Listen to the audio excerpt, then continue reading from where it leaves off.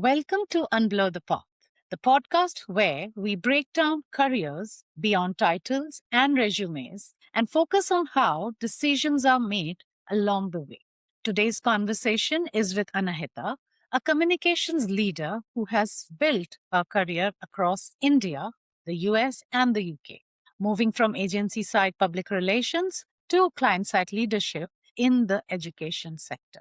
What makes this episode particularly valuable is not just where Anahita has worked, but how she has navigated change. Entering PR without campus placements, building credibility in small teams, handling high pressure crises, restarting her career multiple times across countries, and steadily shifting from execution to strategy. We talk about what PR really involves in the early years, how strategy is learned on the job, the realities of global moves, career pauses, and why clarity often comes from doing the work, not waiting for perfect moment. If you're a student, early professional, or someone reassessing your next move, this episode offers practical insight into building judgment, resilience, and long-term relevance. Let's get into it.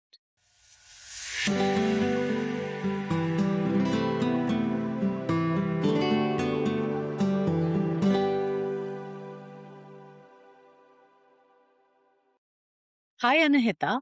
Welcome to Unblur the Path.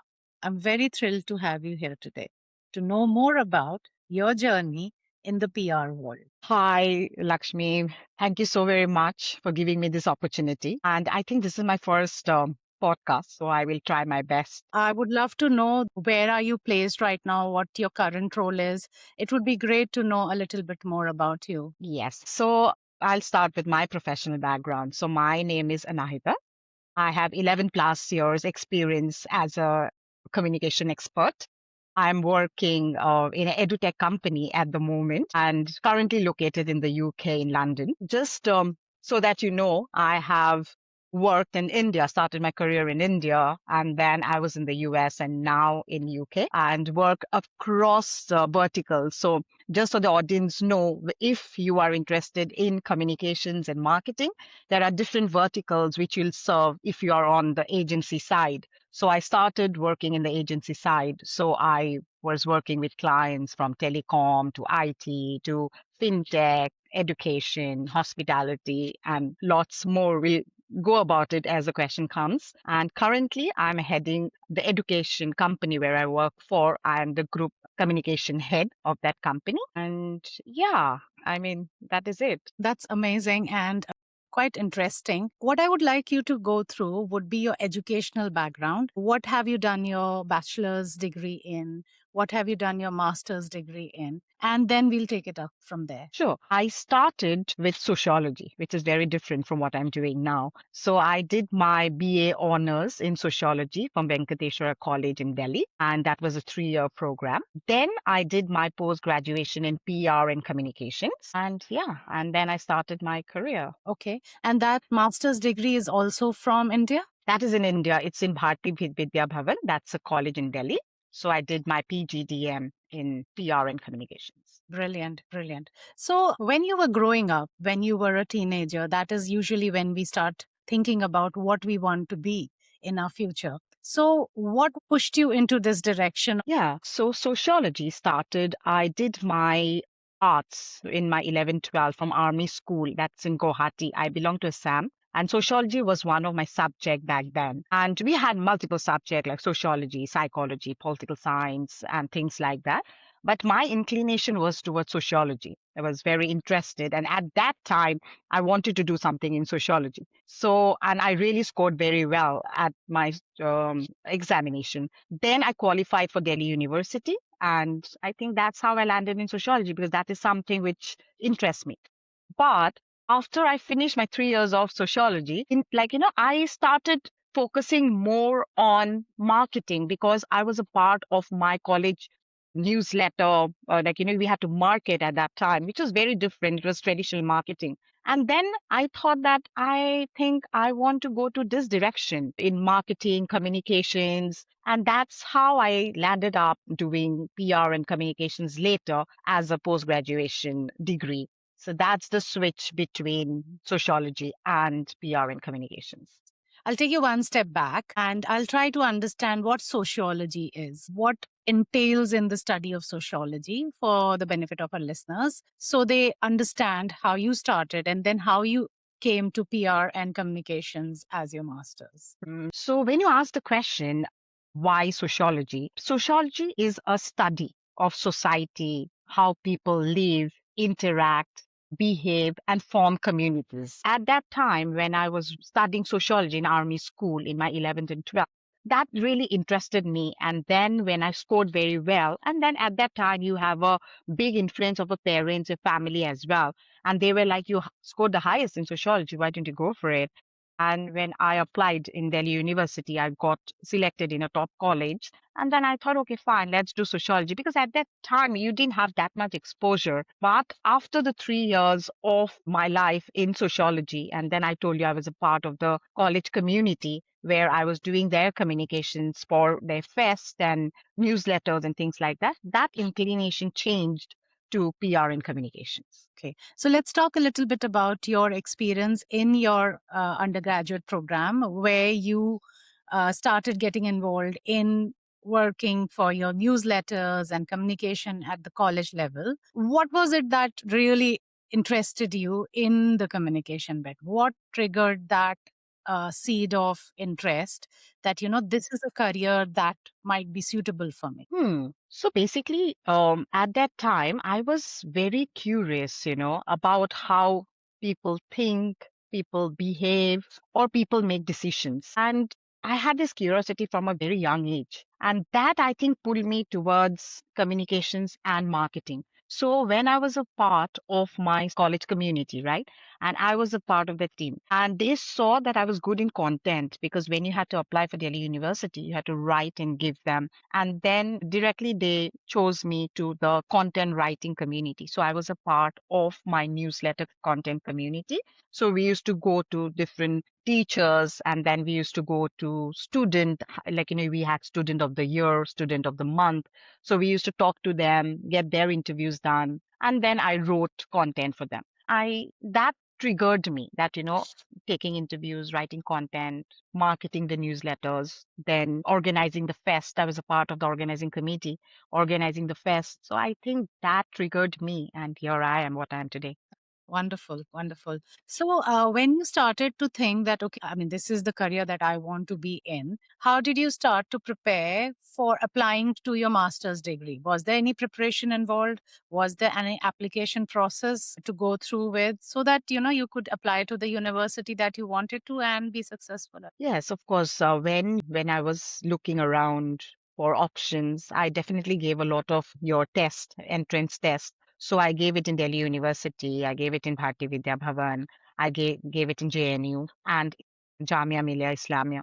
So these were the four colleges where I applied for. And then I went forward with Bharati Vidya Bhavan after giving an examination, definitely an entrance test. And I qualified, and then I chose Bharati Vidya Bhavan. Why? Because the teachers were very good. I had a friend of mine who was senior to me, and then she went to Bharati Vidya Bhavan. And the exposure I got from the teachers, because everyone came from a corporate background, and the experience they carried with you was outstanding. And that's the reason I chose Bharati Vidya Bhavan as my second stage of my career.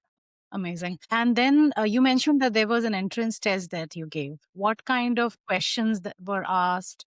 What kind of entrance test did you prepare for? Yes. So we had to go and write exam, like I'm talking about how many years back? 15 years back now. So at that time we had to write exams. So they had basic questions because we came from different streamlines like arts, science, commerce. We had people from across streamlines. And then when we joined, we had to write a test. So they had basic questions like they may asked us to write an essay on a topic, then comprehension was a part of it just to understand your English, how you write, because PR and communications is a lot to do with your content, right? And then I still remember they gave a case study to us. And then they asked us, how you gonna promote this product in what channels? So I think this kind of questions we had right around 6, 7 questions, which we had to detail and write. And after the entrance was over, few whom got selected, then we had a GD.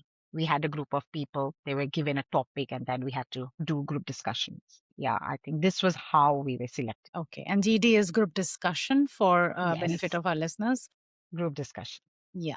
I'll take you a step back and I'll speak about the emotional side of all of this. So, you said you come from Assam and you studied in Delhi. So, I'm assuming you stayed away from your parents when you were in Delhi.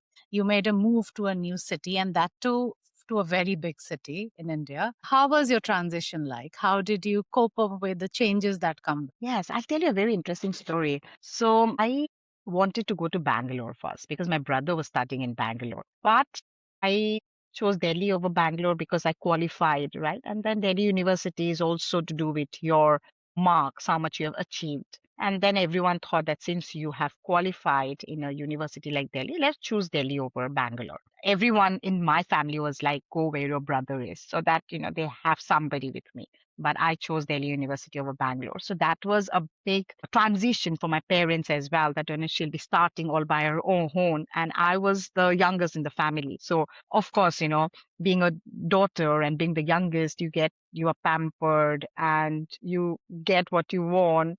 Though I was not a demanding child, but still I thought about something, it was there with me. And I grew up like that. Then my parents were like, you were little like, spoiled in that way. How are you going to survive? Then they agreed. We had a lot of discussion and they made me understand. And we had family friends in Delhi. So they were my, what do you call it, local guardian. So then I went to Delhi, got admissions in Venki, and just opposite to Venki in Safdarjung Enclave, I stayed in a PG so that I just had to walk to college. And yeah, initially was difficult because they were all new faces.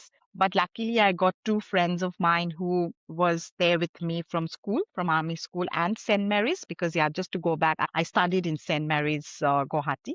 So they were with me. So that gave me a sense of comfort. That gave a sense of comfort to my parents as well. And then that's how I started my journey. But yeah, it was very difficult. It was first time.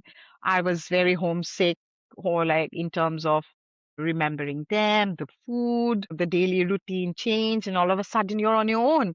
You know, at home you have help, you can just call them for help, but here you have none. You wash your clothes, you iron your clothes, you go to college, you make your bed. When you don't like the food of the PG, you end up cooking. And I think that's how you started. It's difficult, but I think you get there. And then now if I reflect back, think that's because when you stay in a country like UK and people know what Delhi University is, then everything comes aligned together that you did something good at that time, And that's though it was not easy.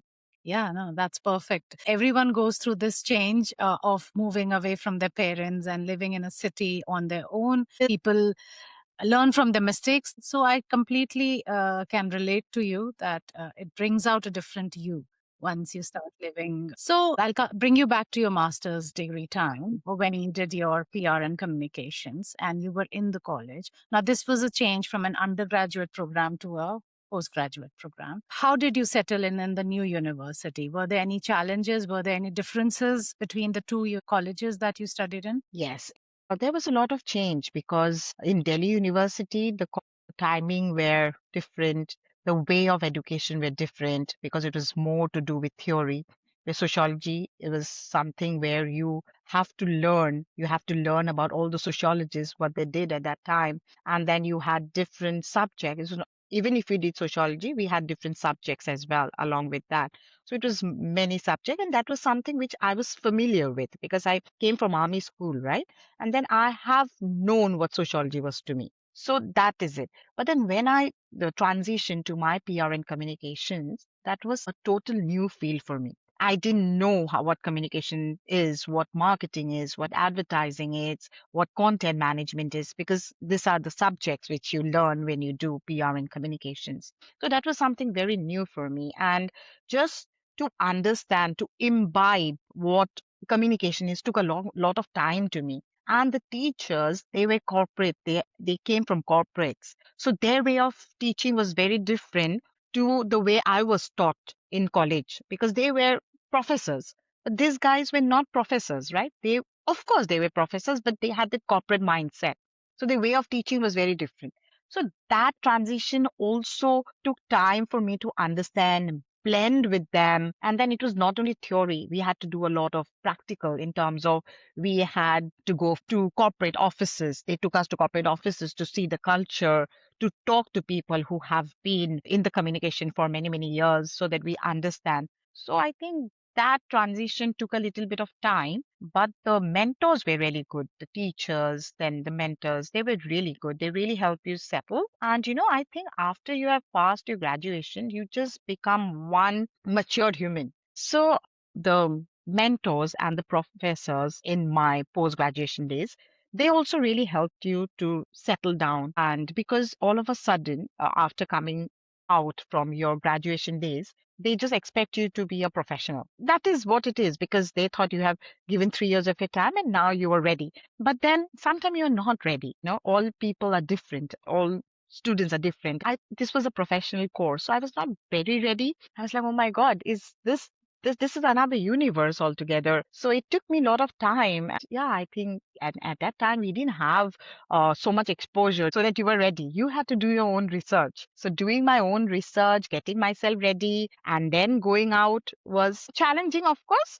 But yes, it is. If you have a will, then you'll have to figure out the path. Absolutely, absolutely. So, tell me one thing. What were the subjects that were covered in your postgraduate program, and how many years did you study there? 3 years? So post graduation, I did it for 2 years. That was 2 years program.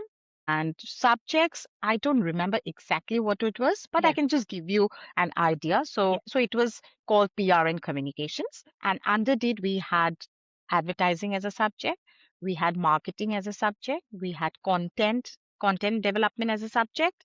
Now we call it content development. At that time, we call it content writing. And if I correctly remember, I think we had digital publishing as a subject as well. So yeah.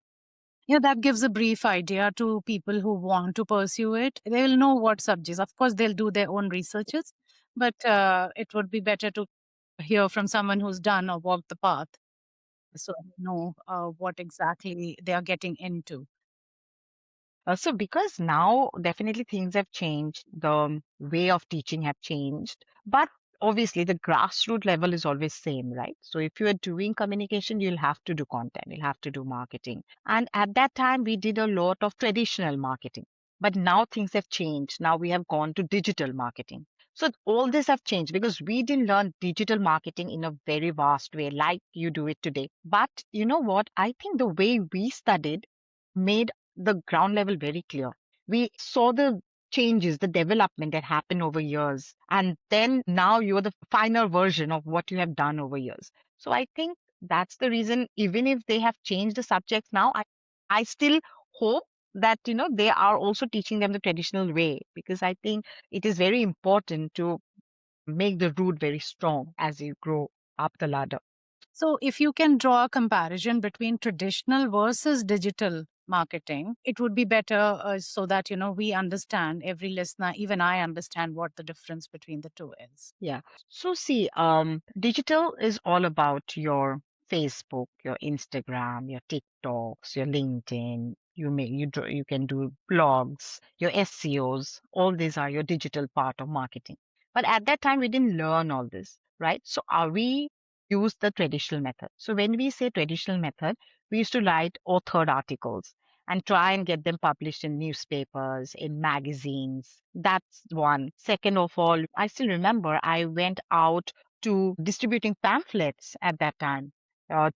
For example, if we have an event, we used to invite people with pamphlets. Very basic traditional marketing, I would say. Then, yeah, mostly it was to be done with media. Like our PR and journalists have a very love-hate relationship because, just to make you understand, in the PR, we give material to the journalist, right? And the journalist has to be convinced of what we tell them. And a journalist gets 1,000 calls a day from different PR representing different agencies or corporate offices. So your pitch has to be so strong that the journalists have to listen to you, or your email subject has to be so strong that they open your emails. So I think that's where the whole game starts. The way you will hook the journalist to your story.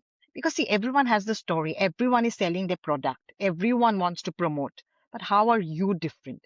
So that's where we PR, our strategies, our marketing ideas comes to play. Okay. So when you say traditional and digital, I would say traditional, we had this and we had to do our own research at that time. Now with digital, you have a lot of other assistant or who can help you. When I say assistant in terms of you have assistive AI who can help you. But at that time, didn't get your help. So we Right. had to do it from the grassroots level. No, absolutely. And for my understanding and for everyone's understanding, can you explain to me how does the PR machinery work in the society that we live in? PR and communication and marketing, as you have put. How does it all work in the society that we live? What role does it play? Where do we use the PR and marketing and communication teams to help us? Which part of society uses it? If you can entail all this in your answer, it would be better for us to understand why PR is important, why marketing is important, why communication teams are important, and how people who are looking towards doing a course in this, how they can gear themselves up to be better professionals. So, this is a very interesting question. Let me put it this way so that our audience can understand. PR decides what story to tell, and communication decides how and where to tell it. So, the platform, that's communication. And PR is, I would say, is built on trust by sharing positive stories, handling media, managing public image. That is what PR is all about, just in a nutshell, so that it's very easy for people to understand. What is communication? Communications delivers those clearly through, I would say, words, visuals, social media, emails, press releases, etc. So this is how both go hand in hand. And when you said that, where this is needed in today's world, every company needs this because every company has a story to say. Every company wants their product to be known by their target audience. So they have to have a team of marketing where the story is told outside in a very interesting manner. Since if you remember, I told you about how we used to write emails, how we used to be journalists, so that the hook is created, we don't lose them. So that's the reason I in today's world also you need to say stories in such a way that we do not lose our audience. Because if the story is not interesting in the first 1 second, you're done, like reels, for example. If you're doing Insta reels, and if the hook is not created in the first second, then you scroll up. That's the reason I think you need PR and communications in every verticals you work for. I can give you example. Now I'm working for an education company. So they have their education material, which is offline and online. So we'll have to showcase that in such a way that we are targeting our audience. Our audience are GCSEs, 11 plus students. So they have to get convinced with our modules so that they get the hook and they go and tell their parents. Or we hook the parents up so that they understand this is something very interesting. Why can't they learn from home? Or why can't they go to our center to get those education? Uh, My other client, they are into hospitality. Okay. And then we will have to get the hook. How?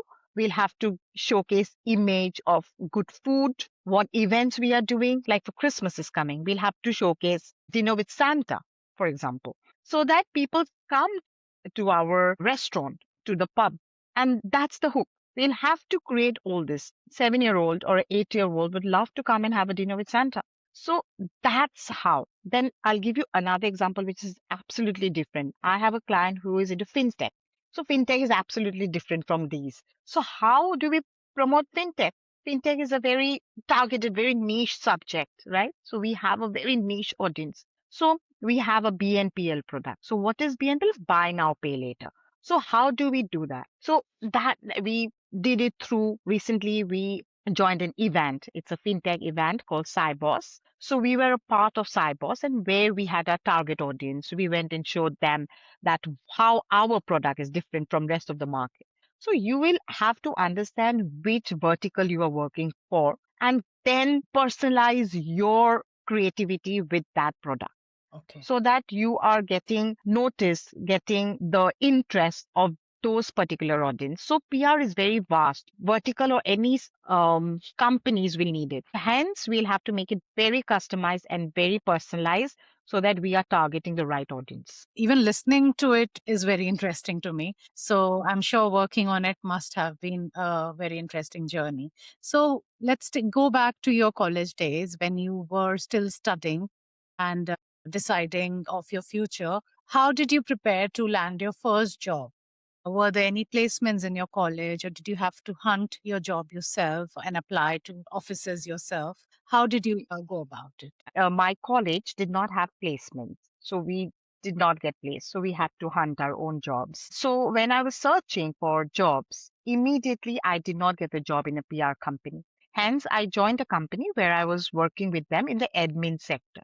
That was something which was very different from what I have done. And I felt very hopeless because I put in so much effort and not getting a job. That was, I think, 3 months of me passing out from college. And I think that was very the nascent stage. And that was disappointing. I felt hopeless. I spoke to my parents, my peers, that, I'm not getting a job. And after spending so much time, so much effort, so much money, and then still I thought, okay, let me start somewhere. So I started in this admin company. And while working there, I kept applying for jobs through Naukri.com. I still remember. And then all of a sudden, one PR company, they called me for an interview. So I went and I cleared the interview.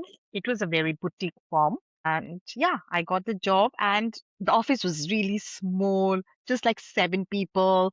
But I was like, no, I want this job because this is something what I've learned. So this company will teach me, will give me hands-on experience, and I'll be on the ground learning. And it's very important for people who wants to do PR to have good media relation. So that company gave me good exposure to media. I went around, made media connections, met a lot of CEOs of different companies because they had amazing clients at that time. So that company, even if it was smaller, it gave me the growth and the confidence so that I can take my career ahead. Otherwise, if you don't get the confidence in the first stage of just searching a job, you just don't want to do that job anymore. You want to explore. But today, after 11 years, I still want to do PR for the rest of my life. So here I am. That's brilliant. So, how was your first job feeling like, getting your first salary, working in a new office environment? How did it all feel in the initial few months? And were you in Delhi again? Yes, I started my career in Delhi as well. So yeah, it's getting me nostalgic now. So yes, I think when I got my first salary, I was confident that I can pay my rent. Of course, it was not that huge, but at least I can contribute to what my parents was giving as pocket money. So that was something for me was something to be very proud of that I'm helping my parents back who have helped me for over and over the years, right? You wanted to go to Delhi, you wanted to do sociology, you wanted to do PR, and they were just there. It was a small salary, but still what you could contribute with their pocket money was something that made me very proud. And I think that is something which I still remember when my mom was overwhelmed by the fact that I am also contributing. Now I'm so mature that I'm standing on my own feet and I'm ready to contribute to them. And yeah, and then after that, I just went home. I still remember it was winters. I went home and I had gifts for everybody with my own salary money. And that made everyone so proud that now they think, okay, our decision of sending her to Delhi is fruitful. Absolutely. And I can totally relate to that experience, that feeling that you could give back to your parents in a little form, some gifts, just to make them proud of you. It's a beautiful feeling. I totally can relate to it. So once you were in your job, Anahita, was it difficult to break into the field? You said the first job was not really in the PR and communication field, but how did you move into the PR and communication? That's number one. And was it difficult to break into the field? You did mention that your university or your college prepared you in a very nice way and made sure that you were mature individuals when you came out of the college. How did your university prepare you, and how did you break into the field when you landed your job in PR area? Yes, PR has been always demanding, as I told you, right? Everyone needs to tell their story wherever you go. Hence, at that time, you are just new in the market. You didn't know how to job search. Naukri.com was something which I was exploring. I never searched a job before DPR, the company where I started my career with, and then getting my hands on the exact words. We didn't have SEOs and all that. Maybe it was there, but it was not very popular. But the way you search the job, then you used to call your HR or get a number, call them, send them emails, which takes a lot of time for them to revert because I think of course, they get 1,000 emails a day searching for a job. Calling them is not always easy because they cannot respond to 100 callers a day. So it takes time. So when I told you I just waited for 3 months and then I just hastily joined the admin company, it was because I didn't want to wait anymore. That's the thing. But I think that was a good decision because I understood a office culture. Before that, I never went to an office. So I understood an office culture, the timings, how meetings are held, how conference is scheduled, a CEO talks to you, how you have to talk to them. So all this prepares you. I think that was my good decision of starting there so that I was quite ready when I started in my own field because I knew how the office culture looks like. How do you have to behave in an office atmosphere? How you have to showcase your ability because at that time you cannot because you feel you are lost in a crowd and you don't know how to stand, right? How to get noticed because you just get lost. But that time, I think the admin thing really helped me because I knew how to approach a senior because going and approaching a senior also takes guts at that time. So I think that prepared me quite well. And then I joined my PR company to start with. But after that, there was no looking back. I worked with them for 2 years. Immediately after that, I cracked another company called Practice Communications. I'm just giving this name so that whoever is interested, they can also look them up. So, Practice Communication, I worked with them for again for two years. Then I got selected for a big company called MSL India. That's a global PR company. Then I was working for Weber Shandwick. That's also a global PR company. And then I moved to US. So this is my journey in India. So these are big companies now at this point in time and you really learn because what I've learned in India that has been a base and I have still followed that here even whenever I was working in US or in UK. I have carried that along with me and I think that has really helped me to showcase my ability and the bosses I had, my mentors at that time, I still follow their mantras. There is some mantras which is still there with me and I still have connection with them. I still call them now even if I need some suggestions or for job changes or something to have a discussion with, they are just a call away. So I think the connection you make is very important in your field. That's brilliantly put, Anahita. I would like to know when you were in your first PR company and that was your first exposure to an actual PR work. How did your first few months look like? If you can walk our young listeners through that, because they would be curious to know how does a day look like in a PR organization? How much work do you do? What kind of work do you do? So, what's your day in a PR company like? In your initial years, of course. Yes. So initial years, you have to sweat it out because you really need to be in jack of all. You will have to understand where you belong. Do you belong to content? Do you belong to branding? Do you belong to strategizing? Do you belong to digital publishing or do you belong to collaborations, So for I'll example? pause you here and I would want you to explain all of these words because they are Yes. very intriguing Yes. and very key to understanding what PR is. Right. So when I joined my company, I was put in everything. I had to write content, as in press releases. So that is something they put you in. Then you will have to pitch your story. The press release which you wrote, you will have to pitch that to the journalist. So that is your media relations. You can go out. We went out. We went to media offices. I still remember we went to Times of India's, to the India Today's, to the Hindustan Times, to all the medias out there and how you sell your story. They just put it on you that go sell your story. We want coverage on the big media channels or the publishing houses to number two. Number three, when I say collaborations, for example, for us.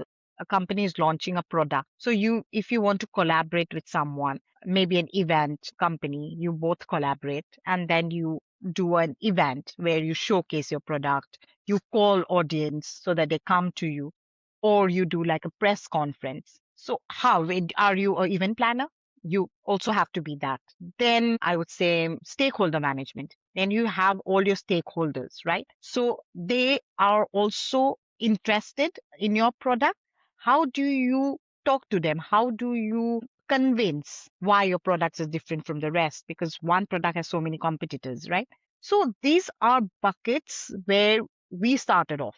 As I told you, I was into content, promotion, media relations, marketing, on field, organizing press conferences. So you were on the ground doing the logistics. So slowly, when they put you in different buckets, you understand where your strength lies. For me, I understood my strength lies now in strategy and collaborations. I'm very good in making strategy, how things will work, and collaborations. People have come and told me, my mentors, my bosses, that you are very good to talk to and you can create a conversation. And that's how you first you network and that's how you talk about business. Right. So I think I'm good in strategizing and collaboration. That's how now I'm into that. So initially you'll have to be in all the boxes so you know where you excel and then take that as your strength and you go high up. That's perfectly put. And it's so much of insight in last few sentences that we have said. What I would like you to emphasize on, how do you learn strategy? How do you become a good strategist in the field that you are? Of course, it's a very generic word. It is used in different fields as well, different professional verticals as well. But for PR, how does strategy work and how do you learn it? This is a very interesting question, Lakshmi, and I would like to break that into 7 parts. That's how we learned when we started our career. So first, you will have to start with the goal. What is the goal? For example, what you're trying to achieve. Number one. Number two, you will have to understand your audience. Who are your target audience? Number three, you will have to do your research or study what really works. What will create that hook so that people, if you're selling a product, they buy your product. Number three.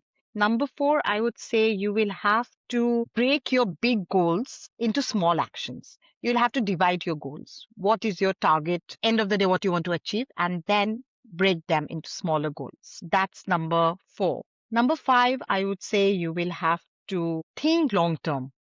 And obviously, it depends on when you want to achieve. For example, if your client tells you that I want to see this in 3 months' time, or I will give you 8 months' time, the timeline. So you'll have to think accordingly. You'll have to draft your campaign in such a manner that you have, because PR is something which doesn't happen overnight. You will have to give time. So the client with whom you work, he also have to understand that PR doesn't happen in a day. You will have to give time. So you'll have to think accordingly, whether it's long term or it's short term. So that's number five. Then you will have to practice with real examples. So when I say practice with real examples, you have to study case studies. Maybe where you work, that company, if they have achieved some interesting case study, they have a successful case study, I would say. So you will have to see how that was done, borrow those strategies, brainstorm with different people. So I think brainstorming is very important when you sit across with starting from a executive to a trainee to an executive to your senior management and then leadership. I think when everybody's sitting in a room, I think that's the best brainstorming. So brainstorming is very important. And then you reflect and you adjust your plans. That's the last step. So when you have your plan ready, then you reflect on what will work and then you start off with the exact plan which you will be presenting to the client. So, how long does a PR project take? Like from the moment of its inception to the moment of execution? How long does it generally take? There are varied lengths, or there's a specific deadline that we look at? It depends from client to client. For example, I will tell you, recently we launched a perfume. The name of the perfume is Dotto perfume. We launched them in Selfridges, in Harrods. These are big, how do I put it, like showrooms in London. So we had to showcase the perfume. But we didn't have much time because we did it during Thanksgiving. So the perfume just launched 2 months back And then we had Thanksgiving, and the client said that we have to launch this during the Thanksgiving time. So that leaves you with a very, very small window. That's why you will have to, as I told you, right, you will have to make your base very clear. The PR base is very clear. Media relation, which I told you, when you will launch, you'll have to get influencers to the event. Nowadays, is influencers we didn't have at that time. Nowadays, we work with influencer. You will have to do lives. You will have to make your reels. You will have to call your audience who will be interested in your perfume product. So if you have done your like the base level ready, then 2 months is okay for inviting the press, inviting the influencer, and then launching it. And then you have your place ready. So we launched it in a hotel, and we already have a list of hotels. We exactly know where can we launch a perfume bottle, or where will we do a fintech event, or where will we launch our education event. So all verticals, the ground level is done. So we don't take much time because we just pull up the data. Okay, this hotel, all right, let's do it this media, we have an influencer list ready, we have a press release ready, we have the hotels ready, we know what menu we need. So when you have that, it doesn't take time. But if you're starting from ground zero, because there are some client who just need something very out of the box, then it takes time. Then initially you'll have to sit down and work with client that and give them a realistic estimate what's going to work and how long does it going to take. Because in our industry, in most cases, people just want overnight your product has been newspapers, magazines, reels, influencers. It doesn't work like that. It needs time. So giving the realistic estimation in your first brief call is something which is very important, I would say, because that is some challenges which I think maybe we'll talk about challenges when we come to it. But yes, get you will two things out of this is like first to get your ground level clear, and number two, real expectation and timeline is very important. It's sounding so interesting to me. Even listening to, how you approach your work, how you plan it, how you execute it is making me be a part of this industry. So yeah, Thank it you. is quite an interesting profession. Let me take you back to your early years of job in India. What was the most interesting project you handled? And if you can give us a brief of that and why it was interesting to you. Yes. As I told you, right, I have worked with healthcare to retail to telecom. That's what I think I would suggest our young listeners to do. You really need to put your shoes on all the buckets. And then when you're ready, you know that, okay, this is my vertical, this is my field, go for it. But initially, you really need to put yourself in all categories. I put myself everywhere, like starting from healthcare again to telecom to IT to education, hospitality, and many more. But the interesting project I would say was in healthcare. Fortis was my client when I was working for one of the agencies back then, Fortis Healthcare. So we did an event, I still remember, where it was between survivors and fighters. So people who have survived the disease, and we had the fighters. So where we got them in one conference room so that the fighters gets the boost looking as who has come out of that disease. And this was something which was very heart touching to see the survivors, the confidence they had, because they had gone through life threatening diseases, and the fighters who was getting those encouragement from the survivors. And then we were a part of it. We got this together. We did this event because it's not always treatments in a hospital. It's always about your mental well-being as well. And then when someone is fighting a disease and you have someone to tell you that you're fine, you'll be okay. And I think that's absolutely changes the ball game.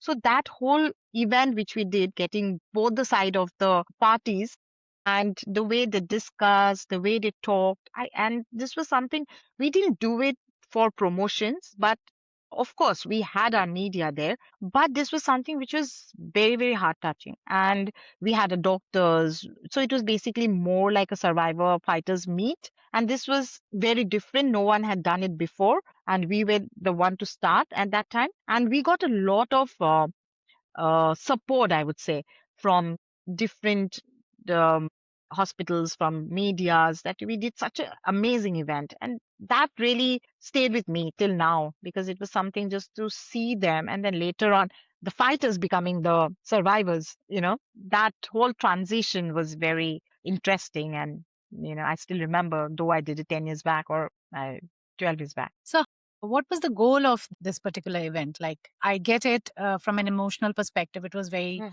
heart touching. mm. But what were you trying to achieve through this event? Yeah, so the goal was to definitely the mental well-being of the fighters. And second, just so that the doctors, we had amazing doctors, so that the fighters understand the doctors. So basically, we were showcasing the asset we had in the hospital, right? So showcasing the doctors, the pool of doctors we had. So we were giving everyone an idea of the new doctors because you don't trust a doctor. You always go to one doctor whom you have trust, or your auntie goes there, or your uncle goes there, or someone goes there, and they recommend to you and you go there. But your body types are different, right? What work for someone you know may not work for you. So that's the reason we wanted to change that idea, that you will have to personalize yourself. You will have to know what whom to approach. So we wanted to change that approach, not like only recommendation. Of course, recommendation works, but for you also to trust yourself and to go and approach someone who might be your fit,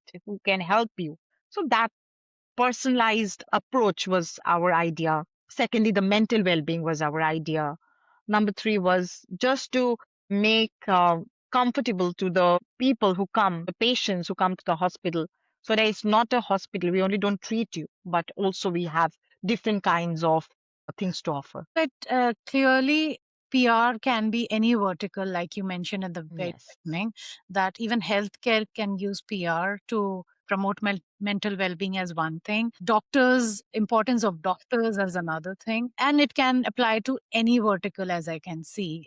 In your vast career that you have till now, you have applied your expertise to multiple verticals, starting from telecom, fintech, and healthcare, like you mentioned. When you were in India, there must have been phases when you were totally passionate about your job.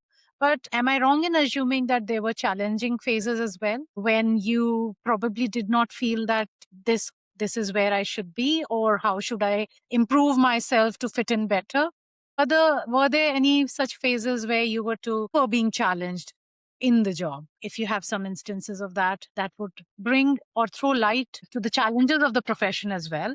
This is a very interesting question, Lakshmi. On the challenges, we definitely need to know the challenges before you approach something, not to discourage you, but to at least give you an idea of how things might work differently. So, challenges was our deadlines. Sometime when you work with agencies, you have multiple clients to handle, and that too from different categories. You might have one from healthcare, and other might be your fintech. Totally not related to each other, but you have deadlines. Both have their press release deadline on a day, for example. But your mind doesn't work. You were working on a different sector and then altogether you change to a different sector.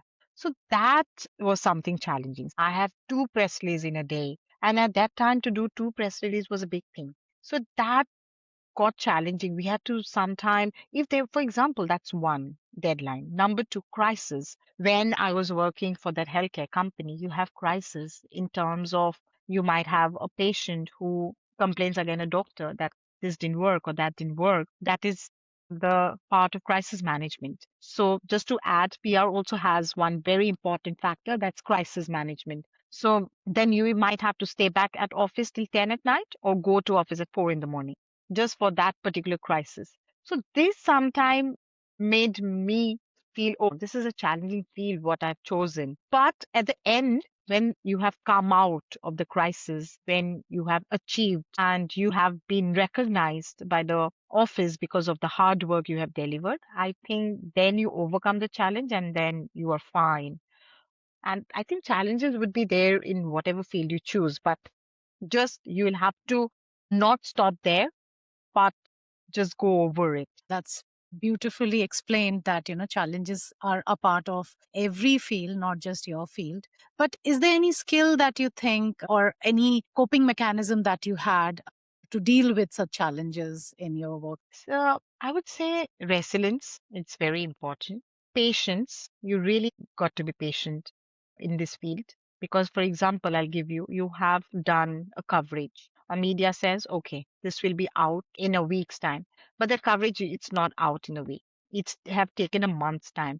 And then you feel dejected. And then you feel that the applaud went for a waste. But you'll have to be patient because in a month's time you'll get it. But we as human, we just want it because we know it was a week and then you are mentally prepared.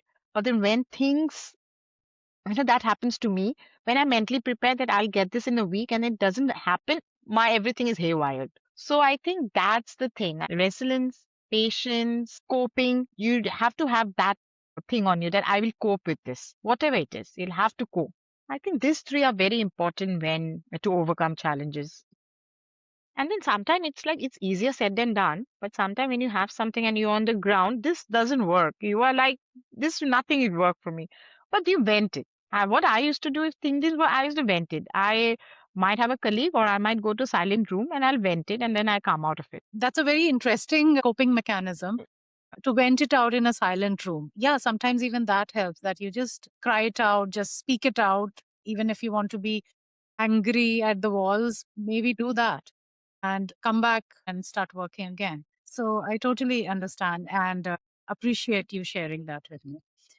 Yeah, because challenges might come anywhere, right? It might be your corporate life, your at your personal level, it can be anywhere. But you can't just always try to blame it on someone that he was the one or she was the one because of them the challenges started. It might be for everyone. So I think this really works with me in terms of just going out in a room and then just shouting your lungs out or writing what happened and then trying to reciprocate within yourself, that works very well with me. Oh, you've brought an interesting point here. Journaling is highly recommended. I hear a lot of people telling about journaling your own thoughts and feelings to let it out and to start afresh. I have in my days, I mean, from a very young age, I didn't know what journaling word was, but I Mm, used to just write down at the end of the day something that I felt or, just shared with a diary. Probably yeah. it helped me. And that's why I kept doing it for a very long time. Now I hear journaling is so important. It is good for your mental health. Just so it's very, very helpful for anyone, not just your profession, anyone.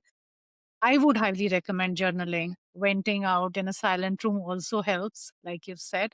So those are nice coping mechanisms. Well, we have discussed quite a bit about your stint in India in the PR firms that you worked in, which gave you good foundation, as you've already mentioned. You have briefly mentioned that you worked in two other countries, that is America, and now you are in UK. Please walk us through how moving to different countries were like. That's one. And how did you look for jobs when you moved countries? If you can touch upon these two topics, and then we'll dive deeper into your work in the other countries. To answer your question, just to take you a little behind. So after I started working, and I think after 6 years of my experience, I got married, and my husband got an opportunity to. He was in Delhi too, and then he got an opportunity to move to US in Boston, and I had to move with him because I was married at that time. And yes, I mean, you had a choice to just continue where you're working or you move. But I decided to move with him, though I just got a job offer in a company called Weber Shandwick. And it was just 3 or 4 months of me joining, and then his news came of getting the offer. And I thought it's a very good offer for him at that time because we were almost the same age. And getting this opportunity, I wanted to be a support to him. So the challenge which I faced while deciding to move and after we moved was I was on a dependent visa, and in US when you're on H-1B visa, the spouse cannot work. Of course, you can do voluntary, but you cannot really work. So that was the biggest challenge to me. I was like, I have been in my career, which was flourishing at that time, and I will do this move where I will not be able to work. So that took a little bit of time to understand, to agree to it that, okay, this is what is coming. But then on the hindsight, I thought I'll be exploring a new country where I haven't been to. I will get to see the other side of the world, how things work, how life is, and things like that. Believing on my latter, we went to US and we started exploring the country, understanding how the culture is. And slowly, after maybe 2, 3 years of time, I started volunteering. Again, I volunteered for a communication company there to understand the culture, which was very different from India. I mean, travel from India to US to UK, all countries have their own way to communicate, own way to promote, own way to market. The sentiments are so different. So, but then that was very interesting to me, understanding the different part of the world, how things are done. That gave me a quite a boost, my confidence, because as I told you, I carried those from India. And when I was there, they were very happy for me to be a part of the team because I think India, as I told you, like we multitask. I think that is something which is very different from your foreign countries. So when you multitask, you work across industries, I think you are in a better position to take up challenges. And you have so much challenges already you have dealt with. Okay. And how long did you work in the US in the voluntary work that you did? So we were there for 6 years, and I think the last 3 years I volunteered for a communication company. And then you made a move to UK. What triggered the move to UK for you? Yes. So again, just to give you a background. So when I was in the US, my mom was not very well. So I had to spend most of my time in India because she was not well. And at that time, giving more time to her and to the family. And finally, of her passing away, we wanted to go back and settle in India. So we went there in India. We spent a lot of time with my family, my dad and my family after her passing away. And we were there for 1.5 year during the COVID time. So we spent good quality time with family. After that, we didn't want to go back to US because you have that mental effect on you that the way you came back. And then also, my husband got an offer from the UK. So we chose UK over US because we thought it's a shorter distance to home. And also, my father-in-law was not well. So multiple factors were there. And then we thought this is something which is closer to home, overnight in your home. US, like it takes you a day, more than a day. And then we had our child in US and we thought that she can meet her grandparents more often and also the education UK people say it's good. We like it now here. So I think that's all consolidated made us the decision to move to UK. I'm sorry to hear about your mom. Yes, as children, one of our major responsibilities of life is caregiving to our parents. We call it caregiving in today's world, but yeah, taking care of your parents, being responsible towards your parents. And I can see it did have an impact. Decision of your career, decision of which country to stay in, because of course you want a closer proximity to your parents so that, if and when they need you, you can reach them in a quick span of time. So I'm sure it would have been very, very emotional time period for you and to take decisions with those emotions. If you want to walk me through, it's your choice through that time period because it's just not career that we want to focus. Life runs along with our career. And what I want our listeners to understand that when such situations happen, how do we cope up?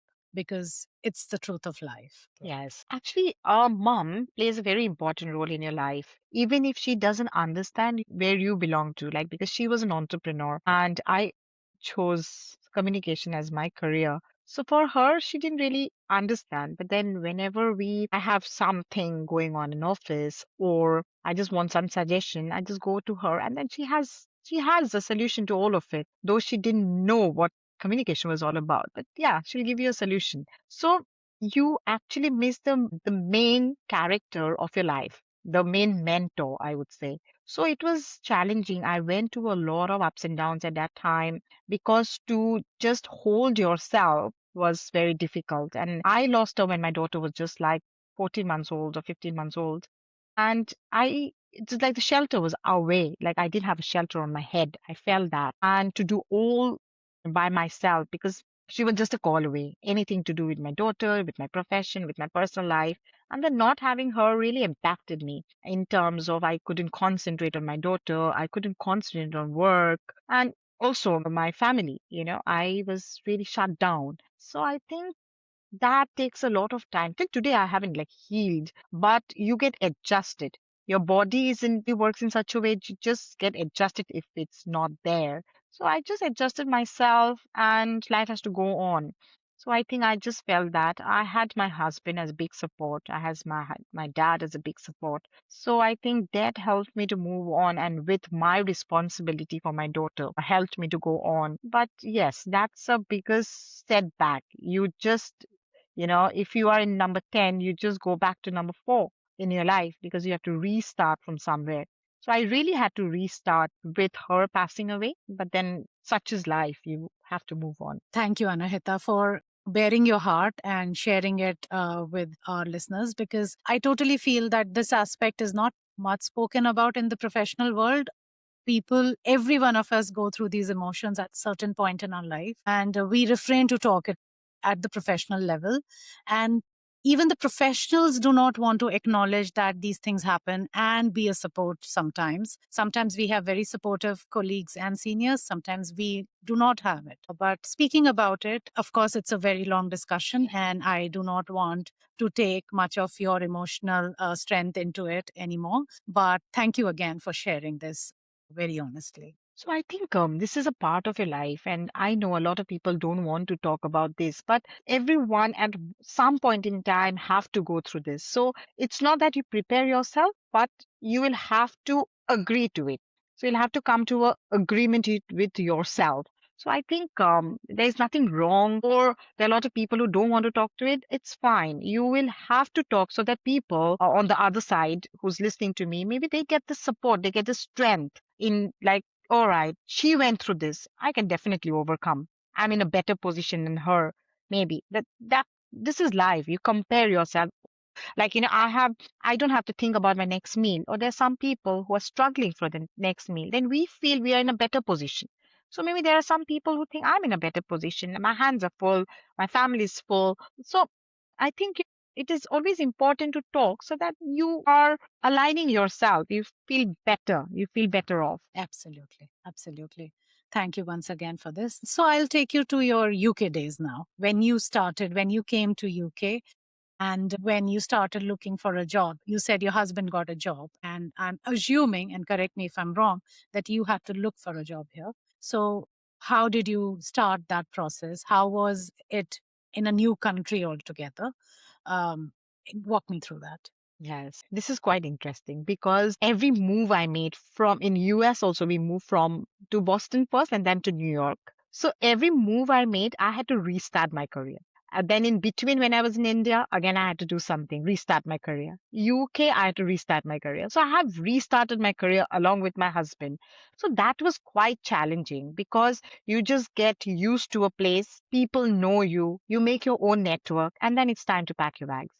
That's what happened to me in my career. And in US, as I told you, that I had to do volunteering, but I made good connections, good networks. And then I went to India for a brief time during COVID. So we were there for a year and I started a business of my own. So I gave a platform to those artisans who made resin products. So, and then I had a platform, and because I had connection, I helped them promote their products and sell it to the wider audience. And that was something which was good. People really appreciated that. And I had good corporate giftings, was doing well. But then after getting the job in the UK, then it again for you to wrap up. So again, I had to start from zero when I came to UK. And UK, you need connections, you need network to get a job. Of course, you have your LinkedIn's and you have your job searches portals, but the network really helps in our field because we need to know the media, we need to know our where we belong. But that was not there with me. So when I was working, going back, when I said I was working for practice communication at that time, so one of my boss, he opened his own company in India. And he had clients in London. So I approached him. I said, "You have a client in London. Do you need any help?" Then he said, "Yes, the client needs help." So that's how I went, gave an interview, and all of that. And then I was helping him look after the client in the UK. The timings were bizarre because I had to wake up at 6 in the morning because it was 11:30 in India and we had meetings then. And then with my daughter was little and she didn't sleep through the night. So, and then waking at 6 in the morning was a bit challenging. But yes, again, as I told you, like you will have to start, you'll have to understand where you work, the culture of that particular place. So I took their job up. A lot of people said that, do you want to do this? Because obviously it will not pay you much because they operated from India, though they had an office here, but main operations were for India. The timings were different. But again, I wanted to start somewhere. I didn't want to sit but I wanted to understand the culture. Then I worked there for 2 years and then I moved, worked for DPR management. That was a UK company, a very lovely boss. Worked with her for some time. The company went under, they had to do revamp, so they took time. And then I'm here at the present company. So the major takeaway I get from your anecdote that when you started your career back again in UK is one to pull your socks up. The other one was, tap your network. You approached someone you had worked with. You were aware of what he was doing. And then don't hesitate to ask. You asked him to basically, if you need help, I'm there. I'm in London. I'm well placed. If you need help, I'll be at your service. So basically, a major takeaways from this small anecdote of your start in UK. For anyone who's listening to this, it will be a helpful set of skills that you would want in yourself to operate, even if you're not restarting. Even if you're performing in your career, these skills come in handy. Yeah, Yes, because three things which are very important that this profession also teach you. When you're into communications, you have to have a clear thinking. You exactly need to know what you think. Number two, you are a storyteller, right? You are telling stories for others. Why can't you sell your story? And understanding people. With your experience, you know with which people will come handy to you. So I think what you have applied for a job, you're applying in your personal life. So I exactly. think You you are the need to product. carry this. You are the product now. Sell yourself. So you'll have to do it because um, there are lots. See, I got a lot of dejections as well. Why, when I was talking to people, there are some people who didn't respond to your messages. Some people said, "Oh, I'll get back to you," and they never got back to you. So those dejections still happens, but you know you're better prepared next time. You know how to approach that person who just shoot you off, because he just ghosted you. Then what do you do? So I think just try, and then if somebody is willing to help, they'll help. If somebody is don't willing to help, yeah, just move on. Yeah. No, dejections are also very important. We should know how to handle dejections because they're part and parcel of life. I won't say just career, they're part and parcel of life. What would be your top two, three coping mechanisms for handling dejection? Let me put it this way. See, dejection, to cope with dejection, that person who dejected you at that time, it was maybe he didn't have anything for you or he didn't have an answer to your question. But maybe 2 years down the line, that person might need you. And it happened to me. The person who dejected me in the first go came back to me after 2 years for a project. So I think dejection is you will have to wait for the right time. I think that is one coping mechanism. Number two, be practical. In a corporate world, you can't have your emotional baggage along with you. Be practical. And number three is go with the flow. I think these three are the things which will help you embrace dejection. Fabulous, fabulous. So you have worked in three countries, and of course, every country had something to teach you and develop a global perspective on how do you work in different countries, how do you work in different cultures. So, what is your take on that? Yeah. As I mentioned, that all countries have their own style of working and promoting a product. For example, UK, they like subtle promotion. US is very fast moving, and India is a mix of both.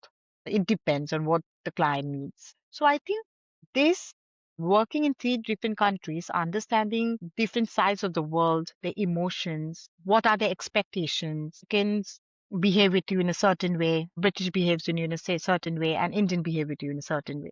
This makes you agile as a human. I have evolved. Now I know when I'm talking to a person of a particular country, how I need to have a conversation with that person. So I think I have, if to answer your question, I've evolved and I have understood people.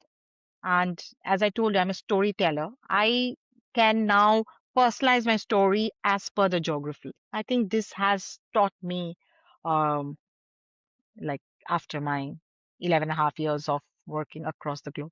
That's quite fascinating. So, once you started working in the current company that you are in, and you have about 12 years of experience, how does your day look like? If you can explain, how does 10 year into PR job look like? What do you do from start of the day to end of the day? Just to give a perspective to our young listeners, how the work would look like. Yes, as I told you, the base is same. Wherever you work in an office culture, the base is same. But you evolve. I have evolved. So I was working from writing a press release and back 11 years back, and now I'm strategizing. I'm into leadership management. I'm sitting with leaders, making strategies, brainstorming, doing business development, designing frameworks with them. So I think I have evolved now, and the work is not what I used to do 11 years back, running on my toes from pillar to post. But now it's more to do with strategy, more to see where your business would lie, in a targeted timeline. If they want to see your business from this margin to this margin and you have the timeline, you are better prepared. Then you now I'm not scared of deadline anymore. I'm fine. I think I have evolved and the whole day looks like I'll have to maybe just to put it this way that in the morning we have a strategizing meeting. We need to know where we have to stand, any new products coming to the market, because as an edutech company we keep upgrading our study materials, whether it's online offline. So I am also a part of that, how we can better create something for the student so that they can better engage themselves, because nowadays the boredom is very much, right? Because it's a real era. Reel finishes in a second, right? They don't have a patience of watching a movie. 3 hours they cannot, 2 hours they cannot. They can only do is reels. So now I'm in a position where I have to plan my day in such a way that how I can engage them so that they are hooked to us and not just scroll us away. So I think, yeah, you have evolved from where I was and where I am now. So there is no such plan because when you come to a position, you don't have your set KRA. This is what you need to do. You know what you have to do it as per your will. But your results matter. Right. Right. So, if I have to understand it, you are in an edutech company, and do you have clients or do you have your own products that you're selling? So I'm on the other side of the business. So initially I was working from the agency side of the business where I had multiple clients. Now I'm on the other side of the business where I handle agency. So I'm the communication lead of the company, and then I have agency with whom we work together. We have agencies in India, we have agencies in Dubai where we work together. And because the online version, we also send it to Dubai, India, and then we have agency work for me now, and then we together we brainstorm and promote the product. So just to add here, like to the listeners, there are two parts in a PR business.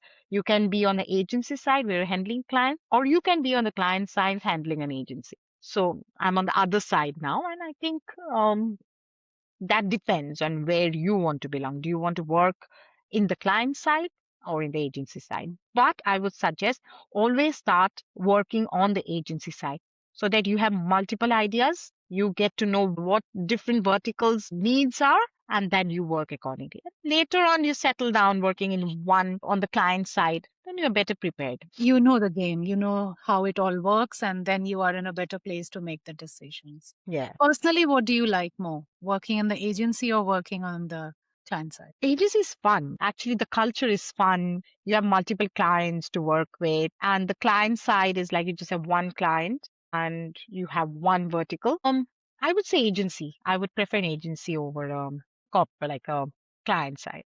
Amazing. So you mentioned you have a child and you live with your husband and your child. How did you manage motherhood, having a family, and a brilliant career all together with Very so much finesse?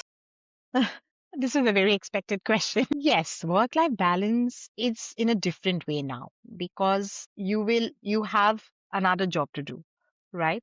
Managing a child is another project altogether, I would say. They have their timelines, right? And that too, are like a proper deadlines. Every day you have deadlines. In work, you have a boss deadline, and with a child, you have deadlines every day. So you will have to wear the multitask mode on. Also, I think the company where we work, plays a major role. If your company is supportive and they allow you to be a little flexible, I think that is a great support. And the company where I have worked throughout, they have been a support to me in terms of being flexible. And also to add, my husband also travels. He has to go places as he's a consultant. So that is again challenging for me because then I have my work, my daughter, her activities, and things like that. But I think you just get used to it and you'll have to wear multiple hats because that's what I have chosen. So I will put my multiple hats on and I'm ready to move on. Yeah, that's so nice. Were there any specific challenging moments doing all this together? So, to answer this question, I think adaptability was one of the challenges which I faced. It took time for me to adapt to the current situation where you are, but you just make yourself prepared. Self doubt. I had a doubt that whether I can balance work with personal in terms of raising a child. That was something which was intriguing for me. But again, as I mentioned, you need to move on and life goes on. And if you don't do the right thing on the right time, then I think you miss the bus. And lastly, I would say was burnout. You get burnout, right? Whether all said and done, you do it as a mother. I think we get there. But I think what really helped me was I have a group of friends here. So they are mommy, like a mommy group. So they all have their child. But we always try to do like the night out every month. That is something which is rejuvenating for me when we talk about how the month was, how challenging was it, but how are you doing it. One of the friend is a single mom and she's doing it all by herself, work and home, and I have my support of my husband, and you just get going. So I think you should always have someone. It's not comparison but a sense of feeling better. Yes. Yes, it's not comparison. It just gives you a perspective that you have been complaining or you have been cribbing Mm, about it in your head that, I'm facing this challenge and it's so difficult. But when you see someone else who is a little less equipped than you are, you feel a little better that, when she can do it, why can't I? It's not yes, comparison. It's just yes. giving you It's strength. just to make you feel Did better I? and give you strength. Yeah, you're Yes. right. It's just to give you strength. And then you feel that motivates you. If she can, why can't I? Absolutely, absolutely. I so concur with this. So, Anahita, this brings us to the end of these questions, but it's not the end. We will reflect back to your journey and try to find a few nuggets out of it again. If you had to start over today, would you choose the same career? Yes, I would definitely choose the same career. But in a better, if I want to start today, definitely the same career, but I'll be better placed, better ready. I'll be like in a better position to deal with certain things which I think that, oh, I would have done this in this way, but the time has passed. Of course, the learnings would help you and Yes.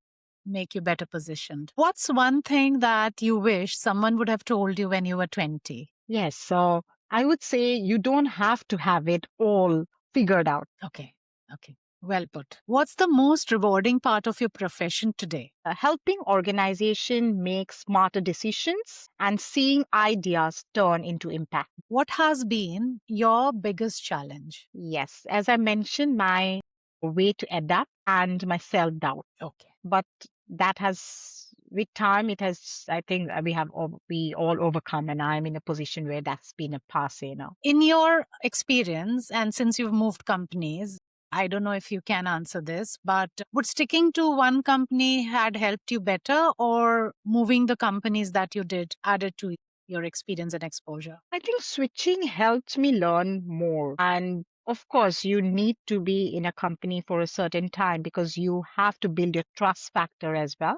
But for me, I don't think moving is a bad thing because it gets the finer version out of you. Okay. And what is the most important skill that you need in your profession to excel, to be successful? Storytelling. You have to be an amazing storyteller. Okay. And can you give a few tips on how to be an amazing storyteller? I think this is very important in our field because we really need to focus on clarity, emotions, and purpose. To start with, I would say you will have to start with the why. Why the message or the feeling you want people to remember? Number one. Number two, make it human. Stories are about people. Ultimately, your target audience are people. 3, keep it simple. One story, one message, no overload. Number 4, create a journey. Beginning, what the problem is. Middle, what your challenges are. End, what the change or the message you want to deliver. 5, show, don't tell. Use moments, use actions, and detail instead of explanation.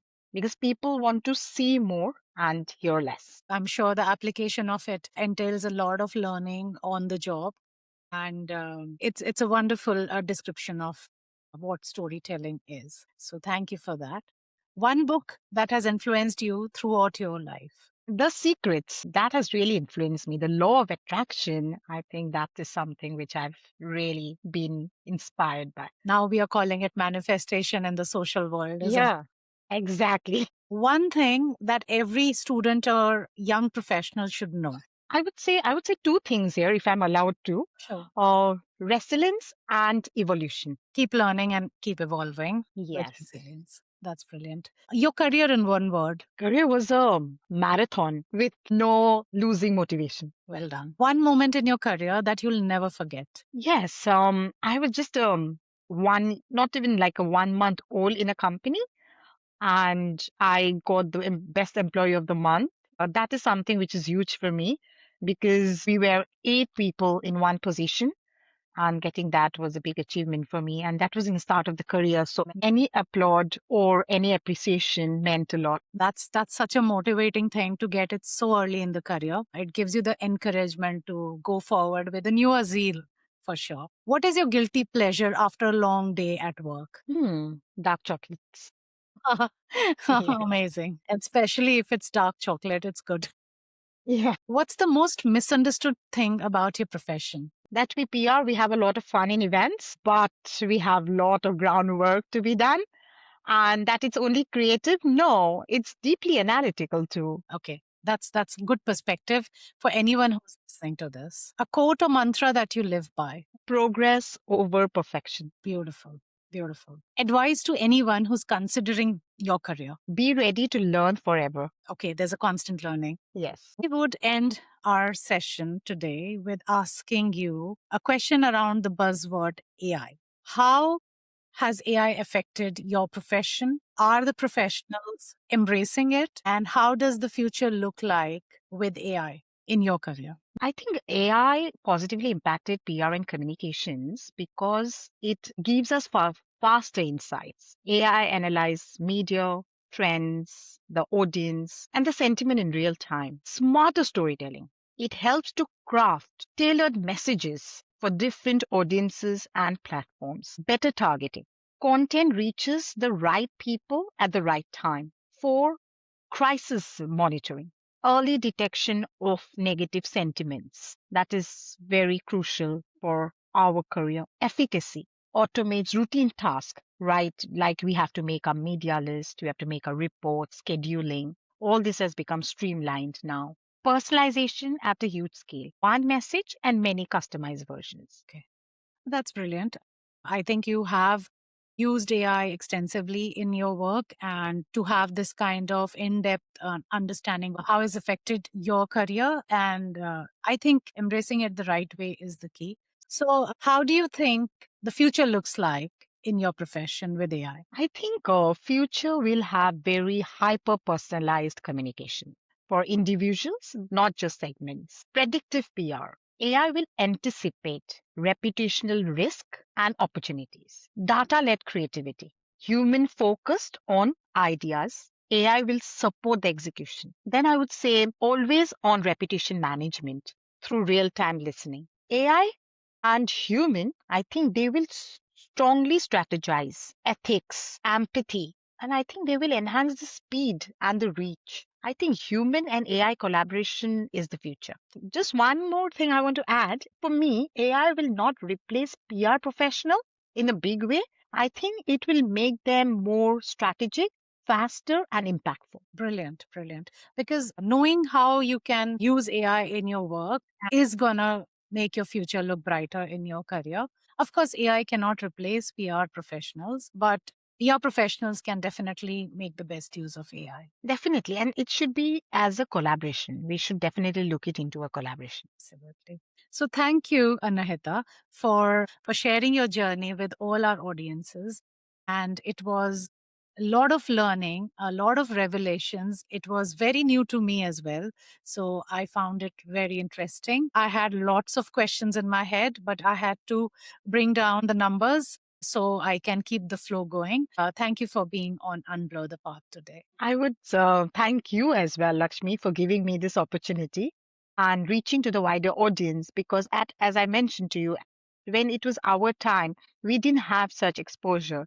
We had very minimum exposure because, as I remember, just one person whom I knew who was doing marketing and communication at that time. Just listen to her advice. I think now with what you are doing, you are encapsulating one particular profession in such a way that it might motivate people to go forward, or it might give people the other way. Oh, I thought communication is this, but communication is this. So either you take it or you don't take it, but you do it on the right time, not like giving it a year and then you realize, oh, this is not my cup of tea. Taking informative decision is always helpful. It saves time, it saves your efforts and energies, and that is precisely the reason I started this. Even though internet is there, we have all the information on internet, but internet can be daunting and overwhelming. And I wanted to talk to professionals like you so that we get the story from the horse's mouth. At least straight from the horse's mouth. Thank you so much. Have a good day. Thank you, Lakshmi. Thank you. What a wonderful conversation with Anahita today. As we close this, what stands out is not unpredictability, but intentional growth. At every stage, whether it was choosing PR after understanding how people think, building credibility, handling high pressure crises, or stepping into leadership across geographies, Anahita made conscious decisions to learn, adapt, and deepen her impact. Her journey shows us that careers are not built by waiting for perfect conditions, but by developing judgment, knowing when to persist, when to pivot, and when to step into discomfort to expand your skill set. Each role, each country, and each pause added perspective that now informs how she leads, strategizes, and communicates at scale. For anyone listening who feels they are behind or restarting, this episode is a reminder that progress is not about speed, it is about compounding clarity. Skills, relationships, and self belief accumulate quietly. And when the opportunity aligns, they come together with force. Thank you for listening to Unblur the Path. If this conversation helped you see your own choices more clearly, pass it on to someone navigating a transition. Until next time, stay curious, stay deliberate, and keep unblurring your path. Thank you.